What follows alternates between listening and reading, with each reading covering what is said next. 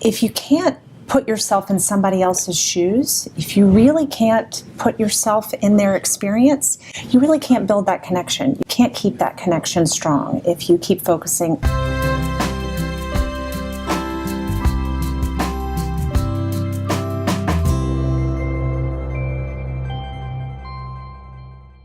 So from a scientific perspective, what does it take to make a relationship work? And you hear all these things like never go to bed angry, like all these ideas. So what does it take? Yeah, that's a really good question, Melanie. I hear that a lot. And what I see that after a while when we're in the romantic relationship is really about having a secure bond. Being that safe base for your partner, that your partner can come to in a time of need and distress, and you're going to be emotionally present.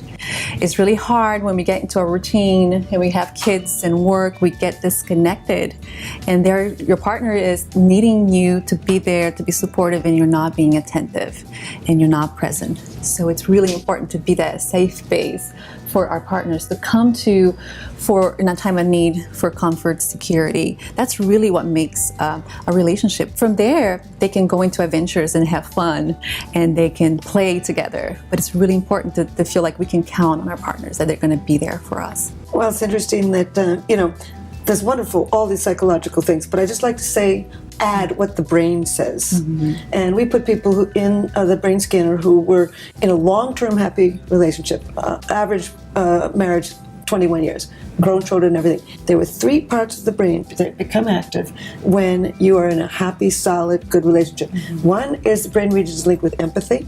Mm-hmm. The second is brain regions linked with controlling your own emotions. Mm-hmm. And the third is this brain region linked with positive illusions, the ability to overlook what you don't like about the person and focus on what you do. Wow, that's really interesting. That makes a lot of sense. And the psychological and the biological work together. Yeah. Right. Mm-hmm. That emotional presence is the empathy center of the brain. Yeah. To be able to connect and be able to control to your emotions, to not overreact. And kind of tune in and be aware, as we're talking about that, being aware of your emotions and how you're impacting your partner.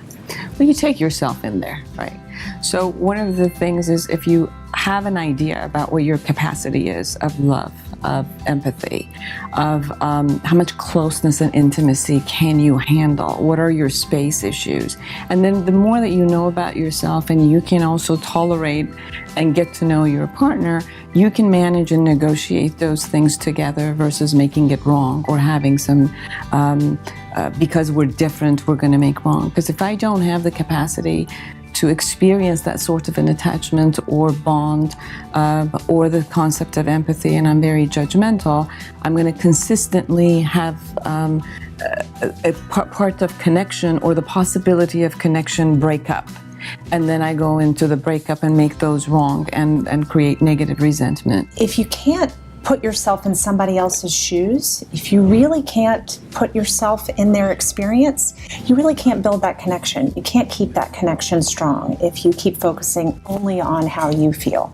Yes, it's important to be aware of what's going on for us, but if it's at the exclusion of our partner, we're really driving wedges. And I talk about a bridge and building a bridge, and part of that bridge is both people walking out onto the bridge towards each other and towards each other's experience.